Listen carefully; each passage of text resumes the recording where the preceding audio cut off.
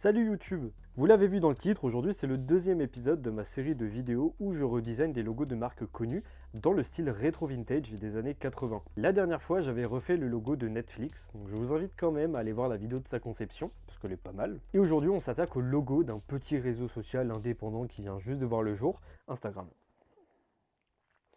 Voilà. Est-ce que c'est bon pour vous? Et petit aparté, ça fait plusieurs mois que je n'ai pas posté de vidéos sur YouTube, mais ce n'est pas pour autant que je n'ai pas été actif, au contraire. Entre temps, il y a eu pas mal de changements au niveau de mon matériel, que ce soit au niveau de l'image et du son. Donc si vous allez voir mes anciennes vidéos, vous verrez la différence. Et j'ai aussi eu pas mal de projets, que ce soit les conventions sur lesquelles je me suis beaucoup investi, des projets clients, des projets perso, et mon site internet que j'ai pas mal retravaillé. Donc je ne sais pas encore à quelle fréquence je posterai sur YouTube, mais n'hésitez pas à vous abonner, comme ça de temps en temps j'apparaîtrai dans votre fil d'abonnement. Bon, on va pas perdre plus de temps, comme pour le premier épisode, je vais commencer par faire une petite analyse de l'histoire de la marque, donc d'Instagram, et de ses logos au fur et à mesure du temps. Et on passera ensuite à la création du logo. Donc pareil, je vous mets les timecodes juste ici pour les personnes qui sont plus intéressées par l'histoire de la marque, d'Instagram et de ses logos, etc. Et pour celles et ceux qui sont plus intéressés par la conception du logo.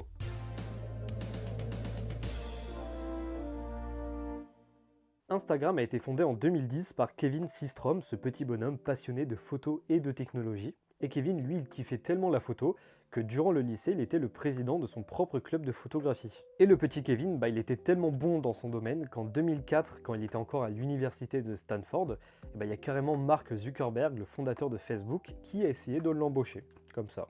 Au calme. Mais Kevin, c'est pas un homme facile, alors il l'a tout simplement ghosté, parce qu'il avait envie de finir ses études. À la fin de ses études, il a eu plein d'autres propositions d'embauche, comme chez Microsoft, mais c'est finalement chez Google qu'il a été se tourner.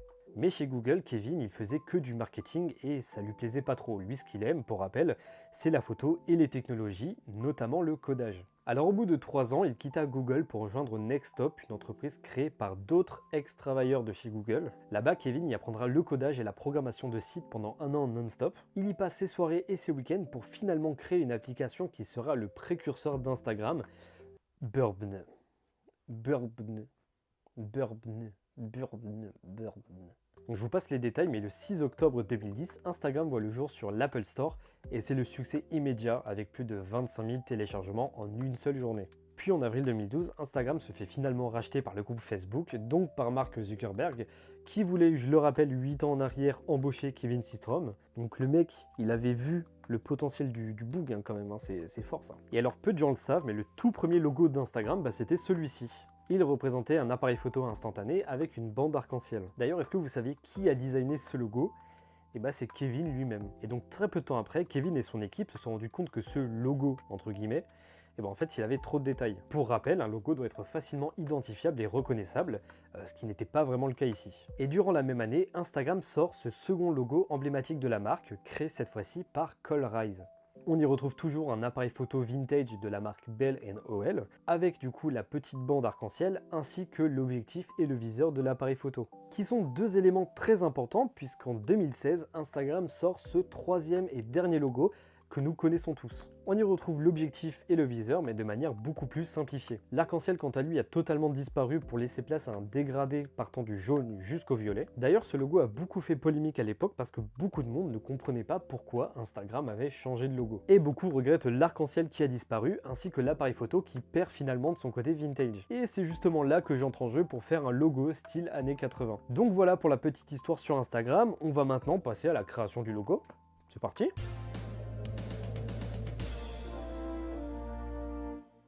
Pour commencer, je me suis beaucoup appuyé sur l'ancien logo d'Instagram et sur un élément en particulier, l'arc-en-ciel. Parce que je trouvais cet élément graphique vraiment intéressant et assez représentatif des années 80. D'ailleurs, il y a déjà une marque des années 80 qui utilise la photo et l'arc-en-ciel, et c'est Polaroid. Et j'y pense, mais c'est peut-être pour ça d'ailleurs que Instagram a enlevé l'arc-en-ciel de son logo.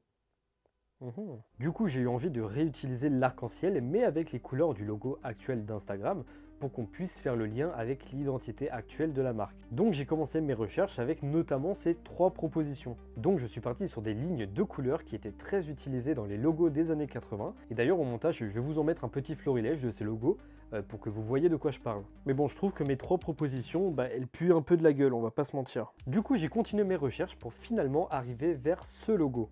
Étant donné que la fonction première d'Instagram, c'est l'utilisation de filtres colorés, j'ai donc utilisé une typographie qui rappelle un petit peu la Californie des années 80 et qui rappelle un peu les photos hyper colorées et hyper saturées des années 80, un peu à la Miami Vice. J'ai quand même gardé la bande arc-en-ciel, mais j'ai rajouté la mention Social Network. Ce logo commence petit à petit à ressembler à quelque chose, mais pour moi il manque quand même un élément important de l'identité d'Instagram qui fait qu'il est reconnaissable, et c'est l'objectif. Donc je ne vais pas vous montrer les étapes de recherche avec l'objectif maintenant, sinon ça va vous spoiler le logo final. Donc comme pour le logo de Netflix, je vous laisse découvrir ce logo final d'Instagram avec un petit générique que j'ai fait pour l'occasion.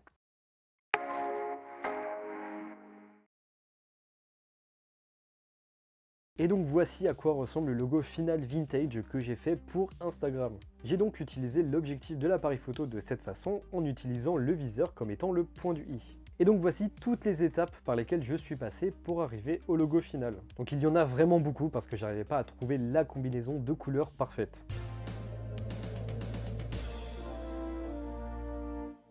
Ce contenu vidéoludique touche à sa fin, j'espère que ce logo et ce petit thread sur l'histoire d'Instagram vous aura plu. N'hésitez pas à me proposer en commentaire d'autres logos et d'autres marques que vous aimeriez voir dans cette série de vidéos. J'ai 1001 idées, donc je pense que cette série de vidéos va durer encore longtemps. Je le dis et le redis, mais si mon contenu vous plaît, n'hésitez pas à vous abonner car ça me soutient et ça me montre que des personnes sont vraiment intéressées par ce que je fais. Sur ce, je vous fais plein de gros bisous et à la prochaine.